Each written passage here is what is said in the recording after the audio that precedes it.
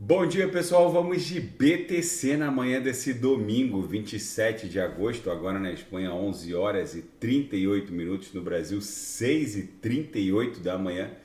Gente, a BTC segue sem nenhuma amplitude movimentacional.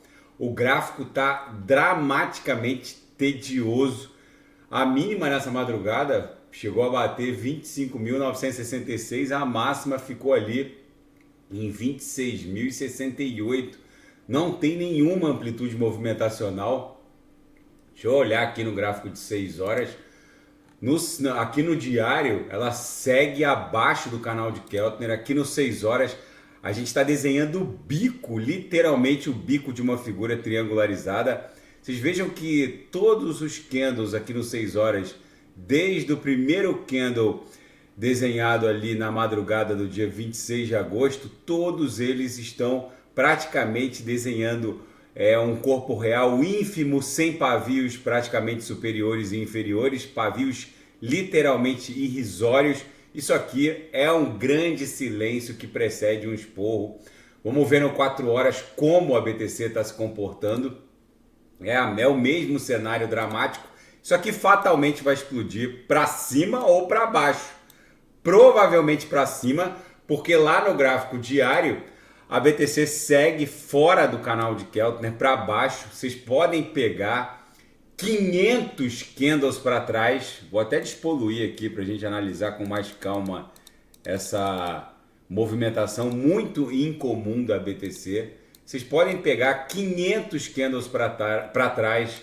Sempre que a BTC escapole aqui para baixo ou para cima do canal, ela volta para prestar continência para dentro do canal de Keltner. Em pelo menos 4 ou 5 candles ela volta, ela escapole para baixo, volta como no efeito elástico, escapole para cima, volta como no efeito elástico, escapole para cima, volta, escapole para baixo, volta como no efeito elástico. E aqui ela simplesmente tá desenhando já o 10º candle aqui no diário para fora, para baixo do canal de Keltner, e não tá voltando, meio que chapou aqui no fundo. Mas é muito incomum essa movimentação. Isso aqui fatalmente vai explodir para um patamar ali de no mínimo a MM200 ou a mediana do canal de Keltner, que está lá em 27.500. Tem muita gente abrindo short pesado aqui no canal. Eu tenho visto pelas mensagens que eu recebo dos seguidores.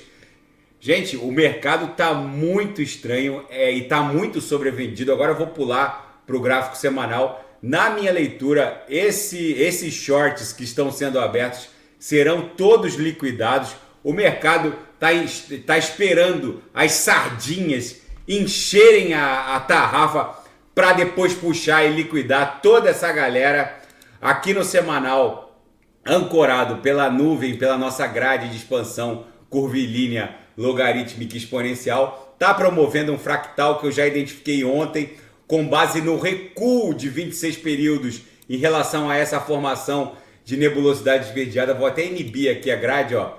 Essa formação de nebulosidade esverdeada, ela acontece 26 períodos depois desse candle, que é o candle atual, cujo desenho aqui no semanal termina na virada da VWAP de hoje, de domingo para segunda. Então, se a gente puxar 26 períodos para frente, a gente chega na formação dessa nuvem. E esse fractal aqui que formou essa nebulosidade, ele promoveu essa mesma movimentação que acabou fazendo explodir a BTC nessa mega pernada impulsiva. E esse fractal está se formando. Isso aqui provavelmente vai explodir. Se a gente pegar todos os ciclos anteriores desde 2013, o ciclo de 2017, o ciclo de 2021, que é esse fractal que eu analisei agora há poucos segundos atrás, isso está se desdobrando num padrão.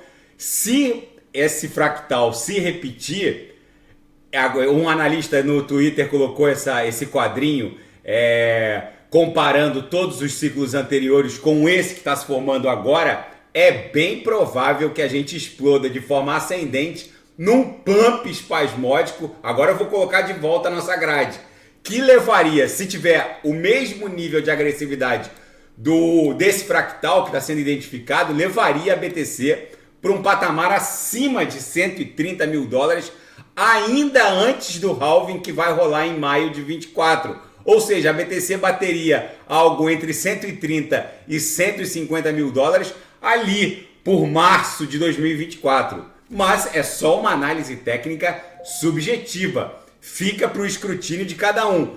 E por isso eu reporto, abrir short num cenário desse é meio que um suicídio. Fora o fato de que o mundo está à beira de um conflito nuclear de larga escala, tem muita coisa acontecendo. A situação no Níger se deteriorou severamente nas últimas horas. A junta militar do Níger expulsou o embaixador francês do Níger, e a França tem uma série de corporações de minerárias que mineram urânio no Níger. A França, sem urânio, vai congelar no próximo inverno, sem o gás natural russo, sem o urânio russo e sem o urânio do Níger. Vem uma guerra, nenhum europeu vai morrer de frio por conta de um golpe de Estado na África. E agora o Putin está enviando homens do grupo Wagner para o Níger para defender a junta militar golpista. O urânio tem uma relação, uma simbiose muito grande com a BTC. É muito provável que algo muito hecatômbico aconteça no mundo cripto. Na seara fática, hackers norte-coreanos podem vender quase 1.600 BTCs roubadas, alerta o FBI. O FBI divulgou um comunicado notificando todas as exchanges criptos do mundo, as maiores, né, sobre um potencial movimento do grupo de hackers Lazarus, ligados à Coreia do Norte, que estaria prestes a vender 1.600 BTCs. Na verdade, 1.580 BTCs para 6 endereços foram movimentadas e eles acham que vem uma operação de venda. Enfim, é o novo normal. E a dificuldade de mineração da BTC, mesmo com esse marasmo no preço, bate um novo recorde. E isso é outro sinal fortíssimo de fundo, tem muita liquidez energética na rede. E a principal exchange cripto dos Estados Unidos, a Coinbase, listou a stablecoin apoiada pela PayPal, lançada pela PayPal, a PYUSD.